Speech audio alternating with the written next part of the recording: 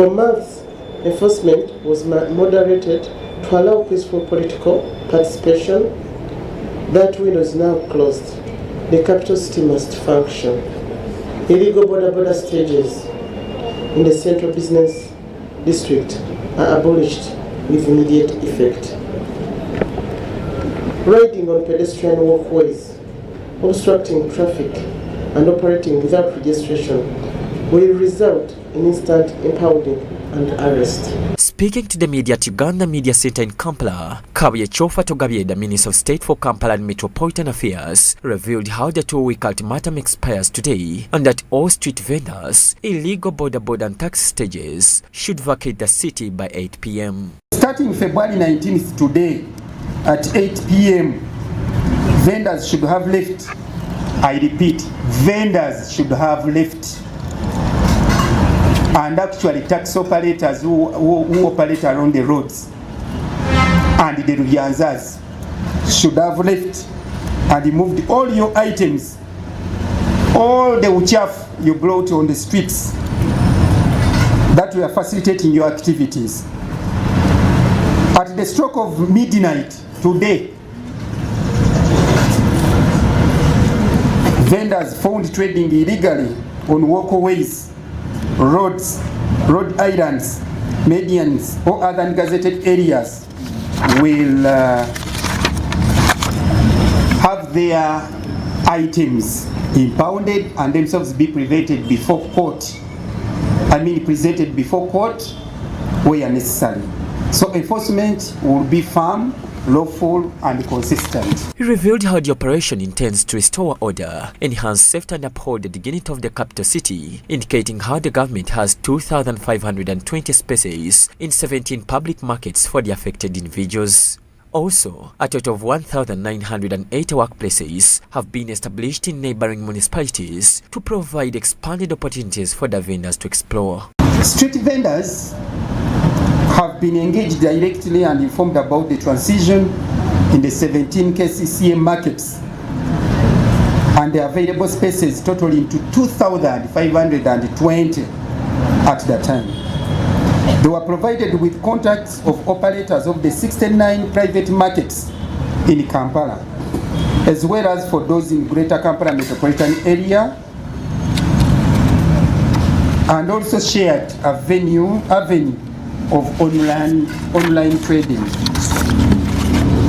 So market vendors within the established markets have also been consulted and encouraged to receive and work together with the incoming traders in the spirit of Ubuntu. Similarly, 166 border stages have been approved out of the 929 required in the Central, Kawempe, Machindye, Nakawa and Ruaga divisions.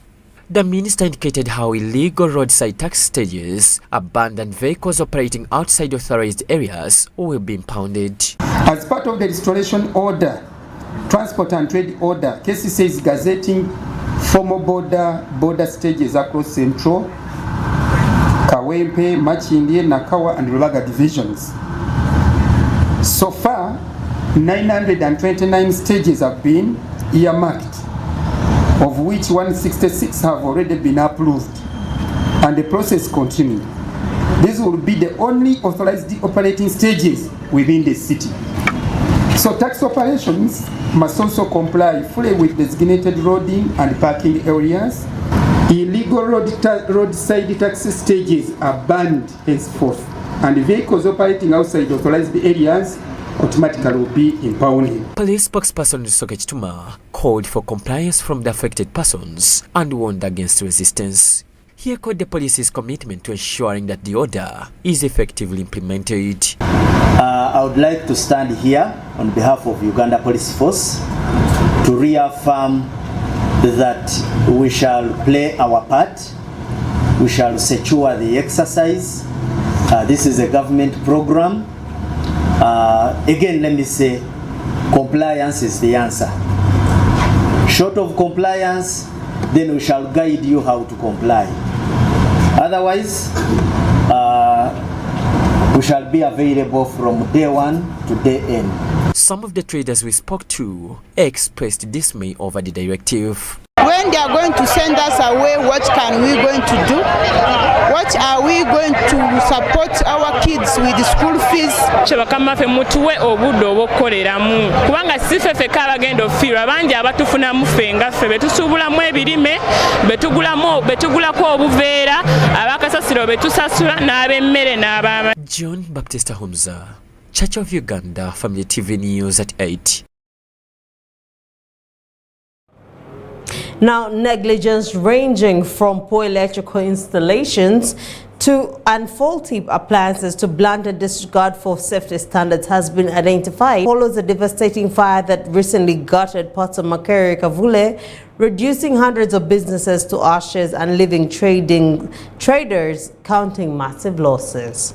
Investigations by the board indicate that the incident was largely triggered by human actions, raising French concerns over compliance with building and safety regulations over the country. We have the report. According to the National Building Review Board, negligence, including poor electrical installations, faulty appliances, and disregard for safety standards, has been identified as the leading cause of fire outbreaks in Uganda. The findings follow the recent fire that ravaged Makerere Kavule, destroying hundreds of businesses and leaving traders with significant losses. Investigations indicate that the blast was largely triggered by human actions, raising fresh concerns about compliance with the building safety regulations across the country. As the board, we extend our sympathies to the people of Karere, Makerere Kavule, that lost their properties and merchandise in the fire that broke out some days ago. As the board, we dispatched a team of engineers that went on ground to commence our investigations, and I want to report that our investigations are moving on smoothly, and we shall find out the root cause of this fire. But we've already got some leads to what might have caused this fire from eyewitnesses, from the people we interviewed on ground. One of the leads point to a person who was burning rubbish, and the other points to issues to do with electricity challenges. But those leads are not conclusive.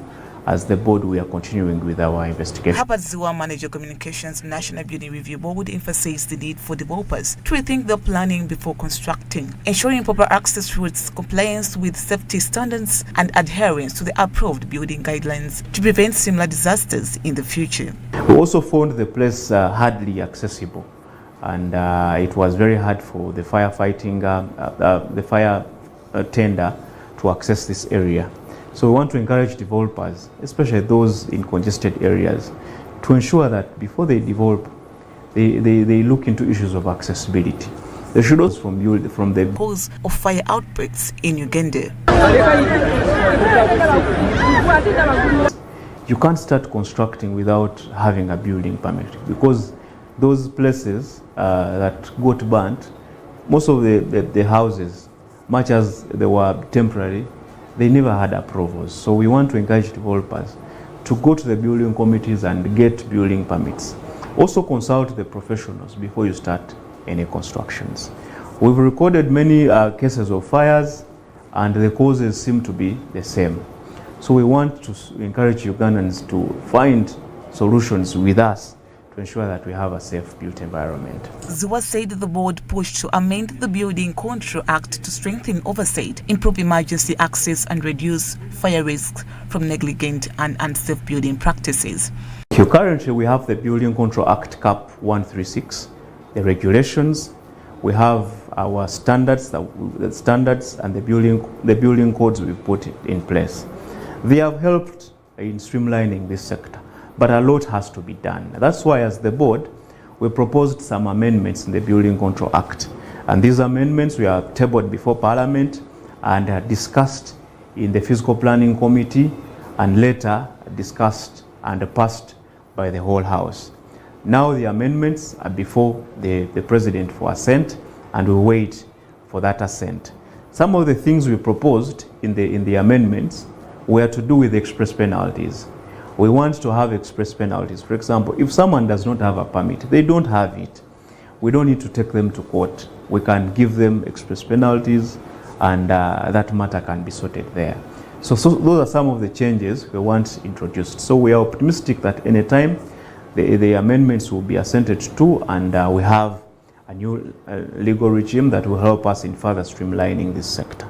Citizens have been urged to be vigilant about their surroundings and maintain safety standards to develop to help prevent the ongoing risk of the fire outbreaks. Now, the National Agricultural Research Organization has acknowledged that although its incubated agribusinesses are producing high-quality, value-added agriculture products, many continue to face limited market access due to low visibility and inadequate marketing support. In response, Church of Uganda Family TV has partnered with NARO to help amplify brand awareness and expand market reach for the small-scale enterprises in a move aimed at strengthening agribusiness growth and promoting Ugandan-made products. Uganda's agricultural sector continues producing competitive and innovative goods. Many of these enterprises face a critical challenge: limited market visibility and inadequate marketing support. While their production standards meet consumers' expectations, their brand remain largely unknown to the wider public, hindering growth and profitability. Recognizing this gap, Church of Uganda Family TV has partnered with NARO in a strategic collaboration aimed at amplifying the visibility of these incubated businesses. What has been missing in many times, people did not, they see products on the shelf, isn't it? I go to a supermarket, I buy, isn't it? But what am I actually buying? But here's the difference now for you. You already are selling a product that already has a good source, a source that is known and which has been researched.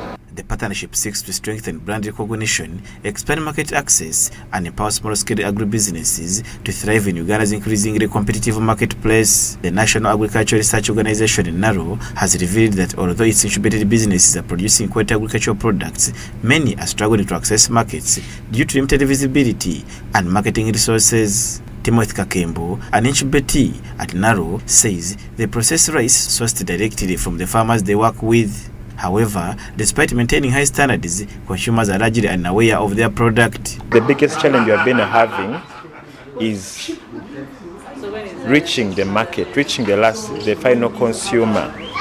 And people see us here, even the workers, churning out a lot of big volumes of the product.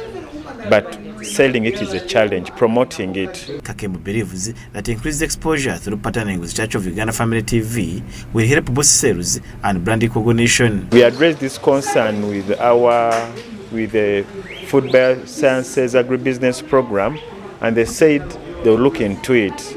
And lo and behold, we have gotten a new year present through FBA from Family TV that they are coming in to help incubatees who have developed products to have their products to be seen out there in the market.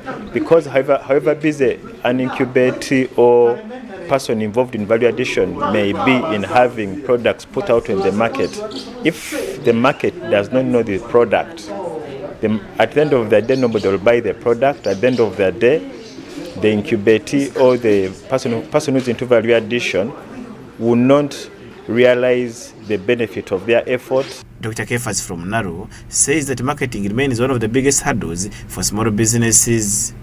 Marketing involves many aspects, including reaching your potential buyers. And I therefore think that our partnership with the Family TV in this area is going to address that critical area of reaching the users of the products of our agri-enterprises. Our agri-enterprises are young. They cannot invest in advertisements. Advertisements on TV and radio is quite expensive. Yet, those are the media systems that reach many people. So this partnership is timely and it is solving a critical problem. The managing director of Church of Uganda Family TV says the collaboration will ensure Ugandans are informed about innovations taking place at Narok Kawanda and how incubators are contributing to food security and value addition. We thank God for the opportunity that, first and foremost, we already had a working arrangement with the National Agricultural Research Organization, NARO, and especially now that we are working with this innovation hub at the Kawanda. We think it's a very big opportunity for us as a TV station, because after all we are family, and family in it, beyond the spiritual nourishment, we want to make sure that our families are able to support themselves economically and otherwise. So the whole point about this partnership is to ensure that we work with the people who are already in this hub doing work that is good but is not yet known out to society. We want to make sure we use this as a platform to inform others what Kawanda is doing, but also what these innovators are doing. During an engagement meeting, several entrepreneurs showcased innovative products aimed at transforming agricultural produce into high-value commodities. Among them is Anit Mutesi, who specializes in jackfruit processing. Scientists know that 70 and above of the nutrients are in the seed. Every fruit that has a seed, 70 and above of its nutrients or the benefits are in the seed. So when we eat the fruit itself and we leave out the seed, we are eating like maybe 20% or 25% of its nutrients. So that is the science behind. Another incubee, Miriam Namakura, produces a variety of products including tomato sauce, peanut honey, groundnut snacks, and adequate products among others. Quality Controller National Investments Limited. So we came in here as internees. So right now we are incubators. We have been operating since 2022 up to date. So we make fast consumable goods. That is peanut butter. We have different types of peanut butter. The partnership is expected to strengthen awareness, improve market access, and enhance the growth of small agribusinesses and an NARO's incubation program. The collaboration marks a significant step towards empowering local entrepreneurs and promoting Ugandan-made products through strategic media engagements. Julius Mhumuza, Church of Uganda Family TV, News at 8. Now, the Metropolitan International University has officially attained full university status after the National Council for Higher Education, through the Ministry of Education and Sports, granted it a charter in a landmark move that strengthens higher education in Uganda. The charter, signed by the President in 2025, elevates the institution's legal and academic standing, allowing it to expand its mandate, introduce doctoral programs, and access government-supported student funding schemes.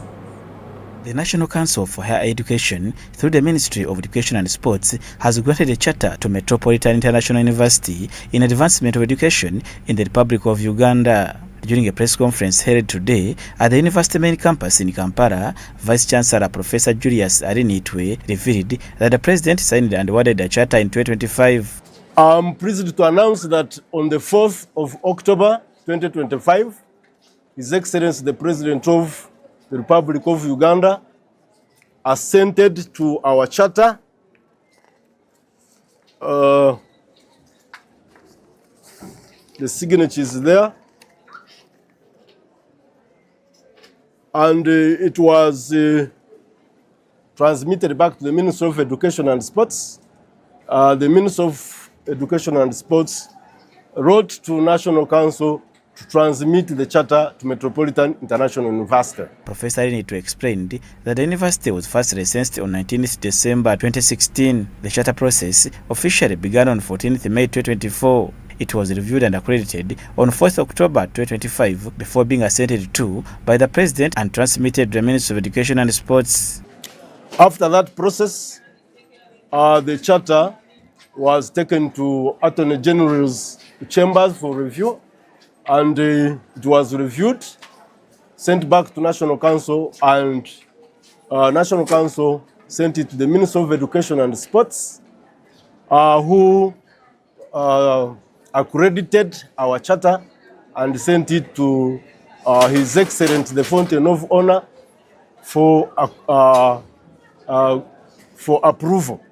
He noted that the charter sets out the rules and regulations governing private universities.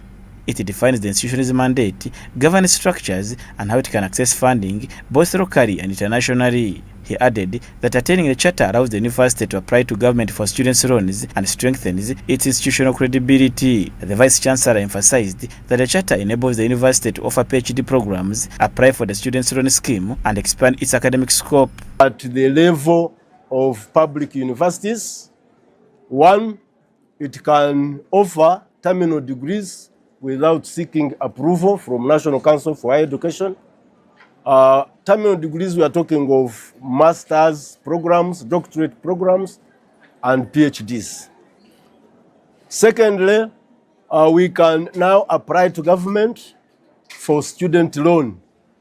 We are not previously allowed to have student loans. Dr. Jill Margaret Natkunda, campus director of the Kampala campus at Metropolitan International University, expressed excitement over the achievement, saying it will broaden the university's scope and ensure students graduate from a fully chartered institution. I am very excited about this achievement, the long-awaited achievement. We have really been waiting for this, and we thank God that the day has come. We have received our charter document, and we are very excited. I'm personally very excited and very hopeful of the big things that are coming ahead. The way we have been educating has been the best, basically. It is just going to broaden our scope. As the Vice Chancellor said, we are going to start admitting PhDs soon, come next year, August, when we start. It is not going to greatly affect the way we are teaching. Only that it is going to open wider doors. Meanwhile, former student Driam Simila Davis welcomed the development, noting that the charter confirms the university's full recognition and strengthens the value of its academic awards. We are really great and honored to have had this charter.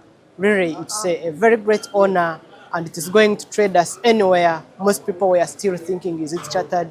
What are we doing? But now it's really great that we are chartered, and we can also speak in the entire world as a full university that is recognized in the country.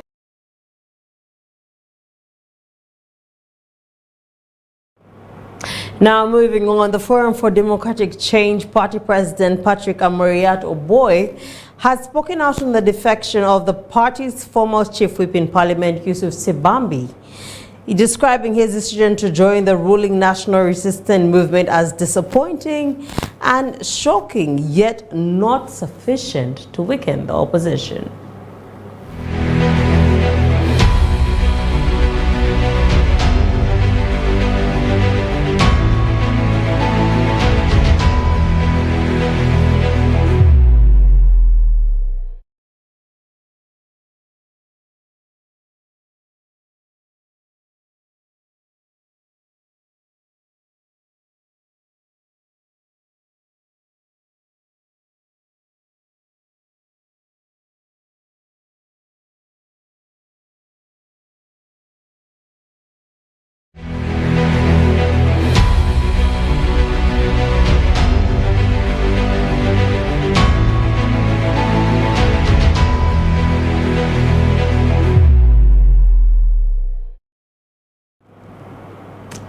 One of the reasons I love working at Church of Uganda Family TV is because we get to give you added knowledge on top of the one you have. So today we have Archbishop's Moment. Let's take a look at it.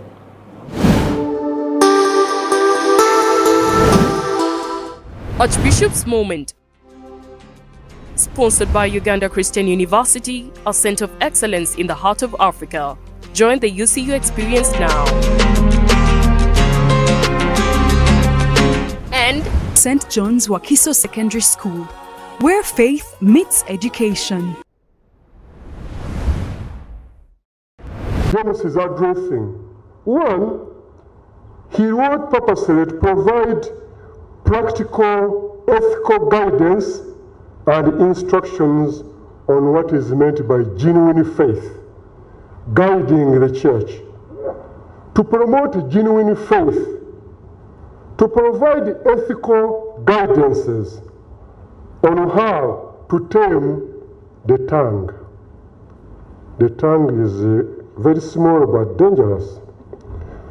To discourage favoritism and encourage humility. Encouraging humility. This book, actually, the main theme is about practical faith. He's talking about faith with actions. And he says in chapter 2, faith without action is dead. Is he fighting with Paul, who said that we don't need to rely on actions, on deeds? No.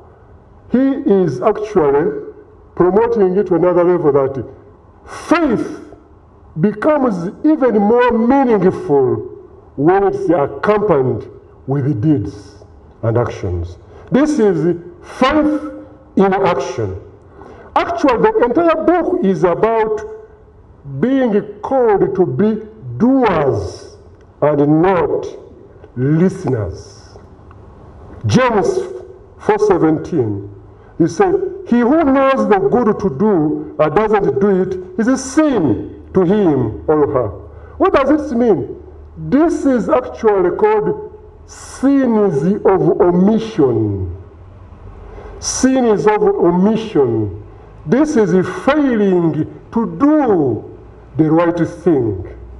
This is actually something to challenge us, the knowledge we have. Knowledge is coming with responsibility. When you have the knowledge, you are not just supposed to keep that knowledge. When you know something, you must do something about that.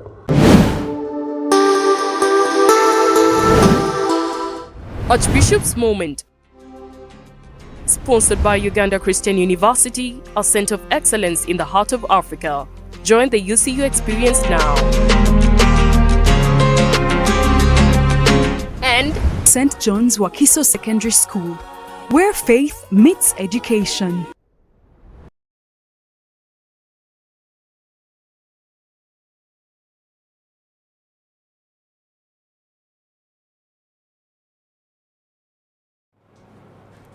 Well, that was such a lovely message. We will go for a break and come back with more news and more to give you as Church of Uganda Family TV. Once again, my name is Amal Kansime, and this is the News at 8.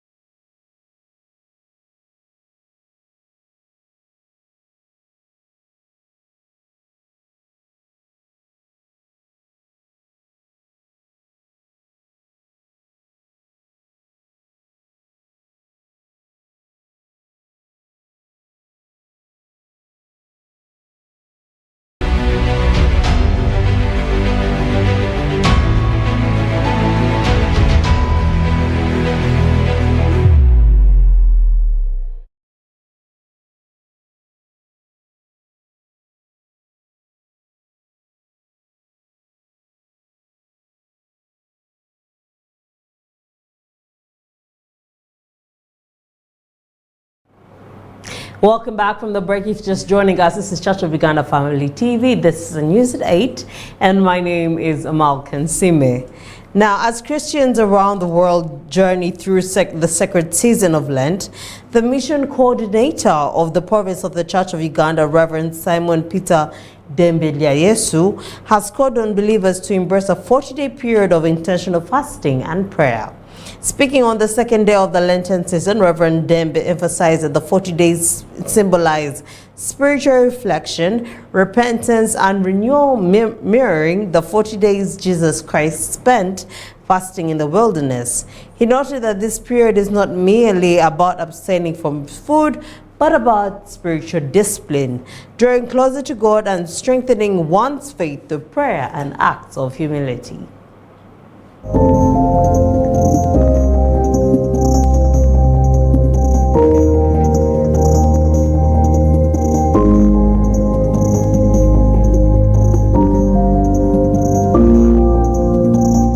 As a church, we have begun the Lent season. What is the Lent season? 40 days and 40 nights of prayer and fasting. What happens? I've already said it. Fasting, what does it mean? We present our bodies and our lives as a living sacrifice. Praise the Lord. Matthew chapter 11, beginning at verse 28, he says, "Come to me, you are heavy laden, and I'll give you rest." Now that's what I'm looking for. I'm looking for the next one, 29. "Take my yoke. My yoke is easy. My burden is light. Learn from me." If there is anything that we learn from Jesus, it is fasting. It is on the church calendar as embedded in Matthew chapter 4. Jesus goes, the Bible says, he was led by the Spirit to the wilderness to fast there 40 days and 40 nights. So, in the church calendar, this represents a time of fasting, a time of repentance, a time of recommitment, a time of revival, a time of rejuvenation, God touching lives and us going back to God. How can we fast rightly? Oh, there's a number of ways that one can fast, but it is not about types, it's about what we are doing. As a church, it is about denial of food. That's it. You don't eat food for a time that is common. For example, people don't eat food from 7 to 7, and then at 7 they can have water or fruits or something simple to eat. It is not a food bonanza. It is not just a transfer of meals from day to night. No. It is breaking fast. That is why we encourage people to have fruits at the end of the day and then a light meal, not to eat like as though there is no tomorrow.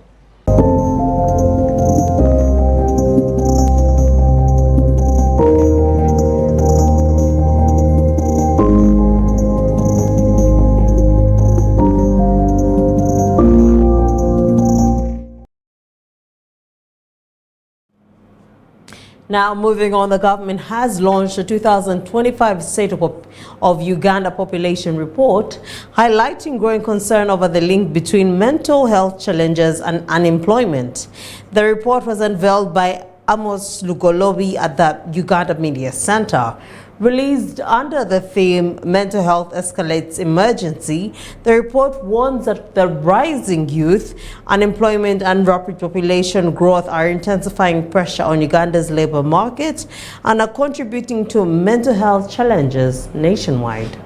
The event brought together distinguished guests, members of the media, officials from the National Planning Authority, and key stakeholders in Uganda's development sector. The minister joined the National Planning Authority and stakeholders to launch the 2025 State of Uganda's Population Report under the theme Mental Health Escalates Emergence, emphasizing that mental health in Uganda is closely linked to labor market realities. Uganda's population continues to grow at about 3.1% annually, adding pressure to employment systems. According to National Labour Force Survey, youth unemployment stands at 16.5% higher in urban areas and among graduates. Even more concerning, 51% of Ugandan youth, nearly 5 million younger people, are not in employment, education or training. The minister warned that prolonged unemployment weakens confidence and social stability, while costing Uganda trillions in lost productivity, as 600,000 to 700,000 youth enter the labour market annually against 512,000 targeted jobs, with youth unemployment at 16.5%, 51% classified as NEET, and 1 in 4 Ugandans affected by mental health challenges. To address the crisis, the government outlined 6 strategies, including industrial transformation, skills alignment, youth reintegration, and strengthening schools, while calling for macroeconomic reforms on taxation, credit, and business costs to boost job creation. With Uganda's youthful population presenting both an opportunity and a risk, the minister stressed that employment expansion must move faster than population growth to secure the country's demographic dividend. The Minister of Finance, Planning and Economic Development has pledged to prioritize employment creation in planning and budgeting processes. The 2025 State of Uganda Population Report now sets the tone for a national conversation on jobs, growth and mental well-being. The minister warned that prolonged unemployment weakens confidence and social stability, while costing Uganda trillions in lost productivity, as 600,000 to 700,000 youth enter the labour market annually against 512,000 targeted jobs, with youth unemployment at 16.5%, 51% classified as NEET, and 1 in 4 Ugandans affected by mental health challenges. Every year, between 600 and 700,000 Ugandans enter the labor market. Over 95% of them are youth. At the same time, our population is growing at 3.1% or slightly below annually. Yet, during NDP3, government targeted to create 512,000 jobs annually. So you are comparing what we are planning to create vis-a-vis what is entering the labor market. And this 520. With Uganda's youthful population presenting both an opportunity and a risk, the minister stressed that employment expansion must move faster than population growth to secure the country's demographic dividend.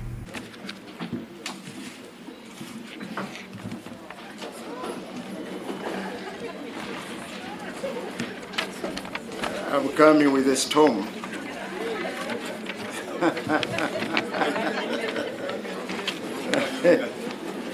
From Kayunga. Honorable Minister of Health, Dr. Jane Ruth Aceng, the Chairperson, National Planning Authority, the Executive Director, NPA, the UNFPA Country Representative, the Executive Director, Kutabika Hospital, who has made a very brilliant speech, distinguished guests, members of the media, ladies and gentlemen, I'm pleased to join the National Planning Authority and all the stakeholders for the launch of the 2025 State of Uganda Population Report under the theme Mental Health, a Silent Emergency. Mental health in Uganda cannot be understood in isolation from the labor market. The Minister of Finance, Planning and Economic Development has pledged to prioritize employment creation in planning and budgeting processes. The Minister of Finance, Planning and Economic Development remains committed to ensuring that employment creation becomes central to planning, budgeting, and performance monitoring. Job creation must not be incidental. It must be measured, tracked, and treated as a macroeconomic outcome. Let us The 2025 State of Uganda Population Report now sets the tone for a national conversation on jobs, growth, and mental well-being. Now moving on, the Forum for Democratic Change Party President Patrick Amuriat Boy has spoken out on the defection of the party's former Chief Whip in Parliament, Yusuf Sivambi, describing his decision to join the ruling National Resistance Movement as disappointing and shocking, yet not sufficient to weaken the opposition. Earlier today, the political political world in Uganda was left in shock after the outgoing Maukota South Member of Parliament Yusuf Nsibambi officially crossed from the Opposition Forum for Democratic Change to the ruling National Resistance Movement.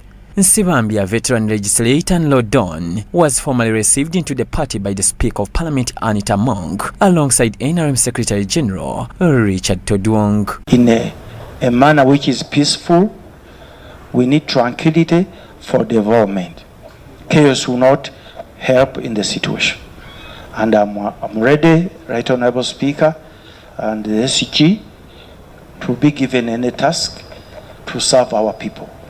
We are not here, as people say, that these people having lost. So for them, they are saying we are here, we've come to work for our people, and we want you to support us in working for our people.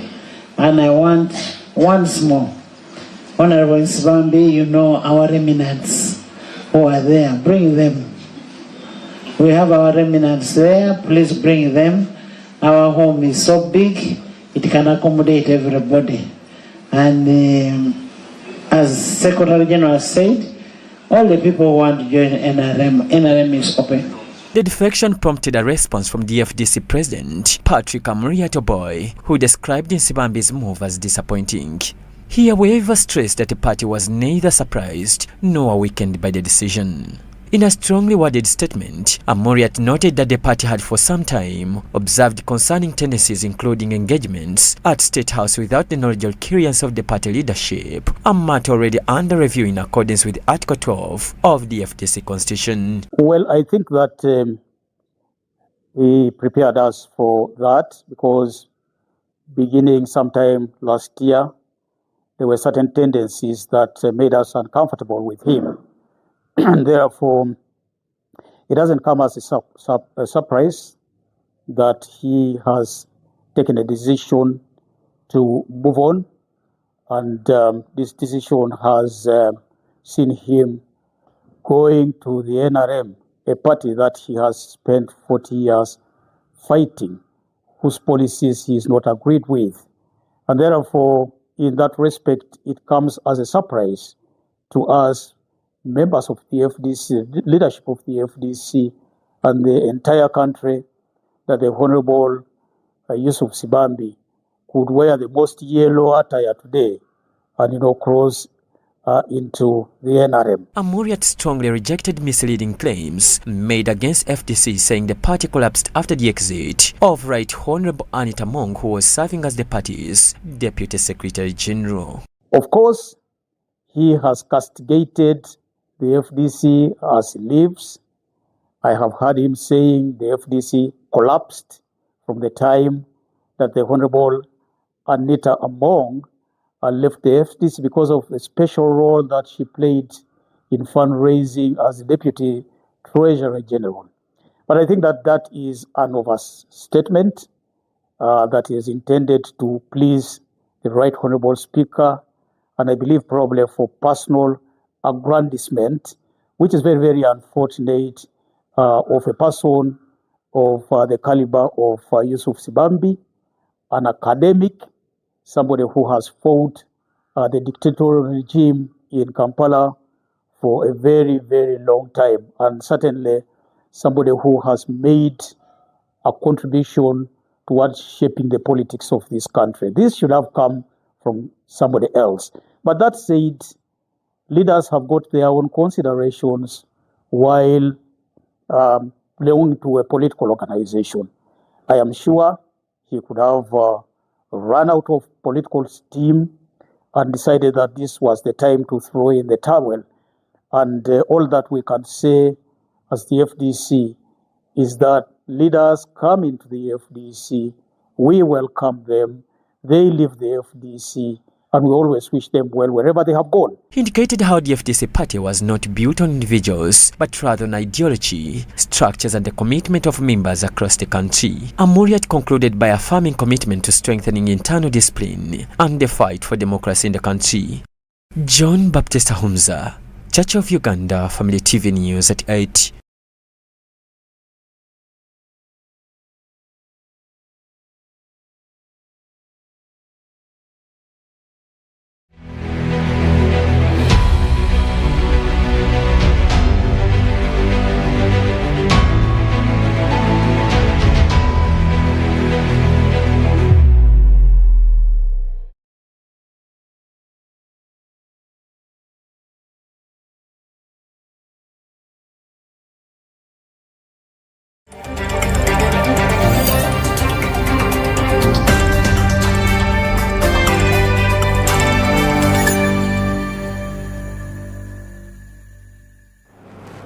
Now, on international news, Ukraine's dismissed defense minister has spoken about tensions with President Volodymyr Zelensky, shedding light on internal differences following the reported failure of Kyiv's attack plan targeting Russia.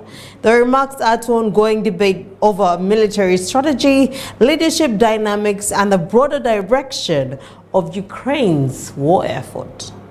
Ukraine's ousted defense minister and current ambassador to the UK has opened up about his deep rift with President Zelensky. In an interview to the Associated Press, he spoke on the comprehensive set of issues and accused Zelensky of for the failed 2023 counteroffensive. He also argued that the plan he developed with the NATO partners for the summer campaign had collapsed because Zelensky and other officials failed to allocate the necessary resources. The former defense minister said that the strategy named Single Fist was meant to concentrate sufficient forces to liberate the Zaporizhia region and push towards the Sea of Azov. He said that the troops were meant to be amassed for surprise strike, but instead troops were dispersed across a broad front, blunting the offensive. According to him, the differences between him and Zelensky surfaced immediately after Russia launched its full-scale attack in February 2022. The tensions, however, reached a boiling point in fall when dozens of officers from Ukraine Security Service arrived to search his office. He narrated that SBU agents arrived at his Kiev office in September 2022 in order to search it when he refused to let them inspect documents or computers. He added that this was the time when Ukrainian forces were mounting their counteroffensive in the country's northeast and called the entire incident an act of intimidation. In fact, he said that he dialed Andriy Yermak, the then head of Zelensky's office, to protest the action. He told Yermak that he would repel this attack, adding that he was prepared to involve the military if necessary.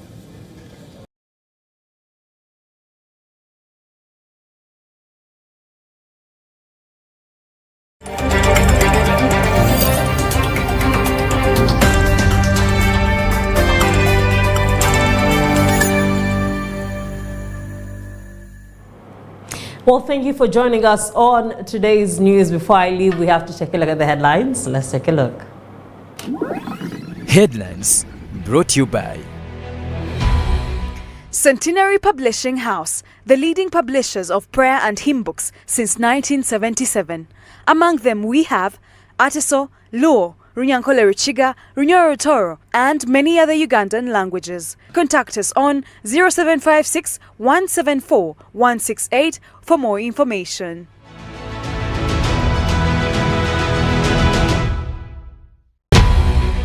In our top stories, government has 2,520 spaces in 17 public markets for the affected individuals, State Minister Kampala and Metropolitan Affairs Jeffato Gabi assures, as KCCA's 2-week ultimatum on vendors expires. Providing alternative workplaces where current vendors can be accommodated on request.